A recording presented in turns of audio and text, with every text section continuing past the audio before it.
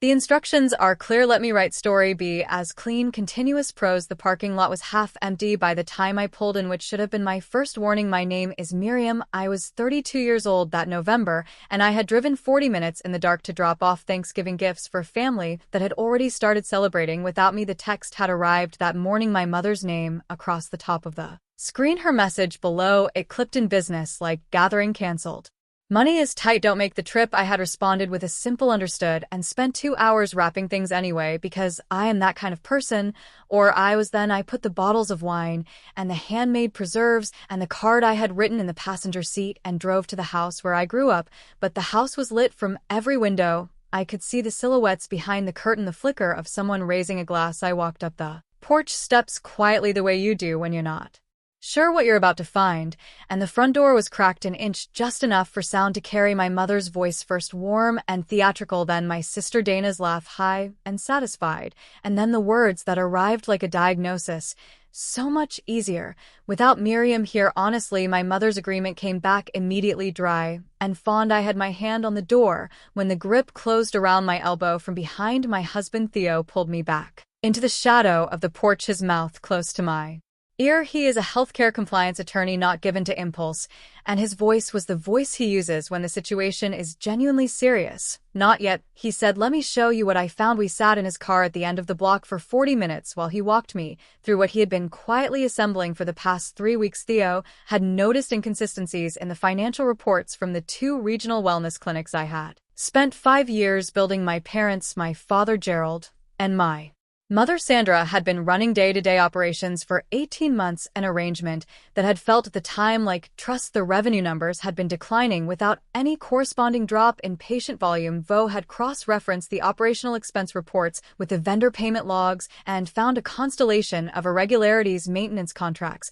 with companies that had no verifiable address, recurring invoices from a biomedical supply vendor that appeared nowhere in our equipment records. Gerald had been the authorizing signature on all of it. The amounts individually were modest enough to escape casual review. In aggregate over 18 months, they were not modest at all. I already knew, sitting in that dark car where the money had gone, Dana had been drowning in debt for 2 years, not quietly, not privately, but with a particular recklessness of someone who has always believed a rescue is coming. She owed money to people who sent formal notices and to people who did not. My parents had decided, apparently without consultation, that my clinics were the appropriate source of her rescue. Theo kept his hand on my arm while I processed this. He reminded me gently but precisely that confronting them at the front door would accomplish nothing except allowing them to frame me as unstable. We needed documentation. We needed time. The following morning I sat at the kitchen table while Theo pulled every financial record from the clinic management system, vendor payments, payroll logs,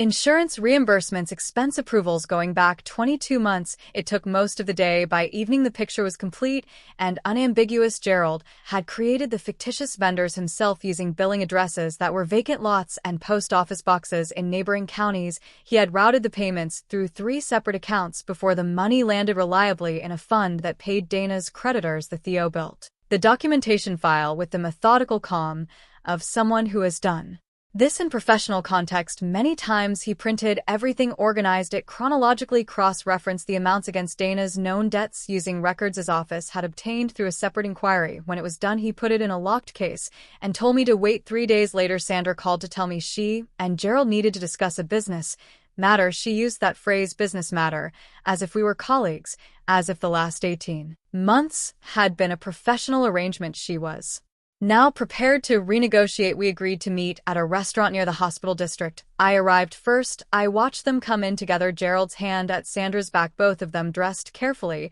wearing the particular expression of people who have rehearsed what they planned to say. They ordered coffee they didn't touch. Gerald delivered the proposal. They had identified an opportunity, a private healthcare investment fund, a chance for all of us to build something meaningful together. He slid a folded paper across the table with a number written on it. The number matched almost to the dollar the most recent balance on Dana's largest outstanding debt. I looked at it for a moment, then looked at him. I asked very simply where the revenue from the past quarter had gone. I mentioned the Metafield biomedical invoices. I mentioned the Crestline maintenance contract. I watched Gerald's rehearsed calm disassemble in real time, and I watched Sandra stop, meeting my eyes. They tried several approaches.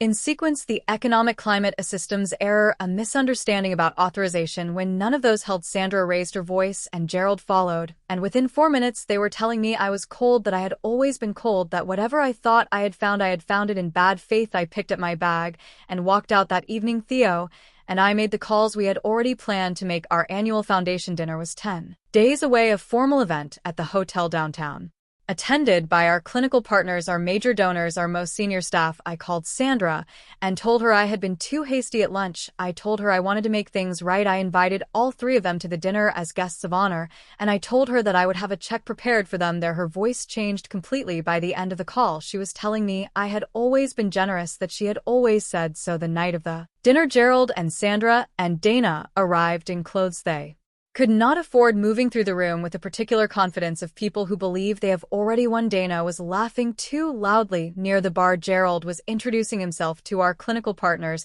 as an operational co-founder of the practice. I watched from across the room and felt nothing I would describe as anger. When I took the podium, I invited my family to come forward. They came up together, smiling. I told the room that I wanted to share something that had shaped my understanding of what it means to build something, and then I nodded to Theo, and the display screen behind me came to life with the vendor records, the routing logs, the invoice trail organized and labeled with the care of someone one had spent years doing exactly this kind of documentation work. The room went very quiet. What followed is not something I will reconstruct in detail. Sandra put her hand over her mouth. Gerald demanded the screen be turned off. Dana left first. Without a word, her face set in the expression of someone calculating what comes next. Gerald and Sandra followed through the side exit, and the room held its silence for another few seconds before the sound of other conversations slowly resumed. They came to the house the next morning before 7. I watched them on the security monitor, Gerald at the door, Sandra behind him, both of them escalating steadily from knocking to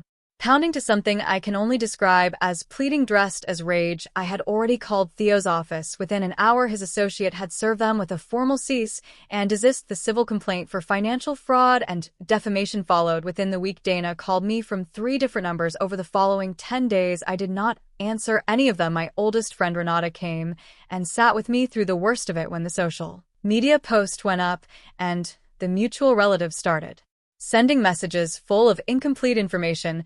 She took my phone out of my hand and put it in the kitchen drawer and made me eat something. That is the kind of friend worth having. The legal resolution took 4 months. My parents were removed from any operational role in the clinics. The funds that could be recovered were recovered. Dana's debts became finally and properly Dana's problem. I changed my number and sent a single brief message to the relevant family members explaining that I wished everyone well and would not be in contact. There is a small thing I did for myself in the spring. I put a deposit down on a studio apartment near the harbor, a place that belongs only to me, where I go when I need to think, in rooms that carry no one else's history. It is unremarkable in every way except that it is entirely mine. I find that unremarkable things, when they are entirely yours, begin to feel extraordinary. Have you ever held something you built, a business, a family role, a version of yourself, and asked honestly who it was actually built for? The people who took from me were not villains in any complicated sense. They were simply people who had decided long before I noticed that my usefulness to them was more important than my existence apart from them. The accounting fraud was the last item in a much longer ledger. If you have ever been asked to be someone's solution rather than their person, what was the moment you finally understood the difference?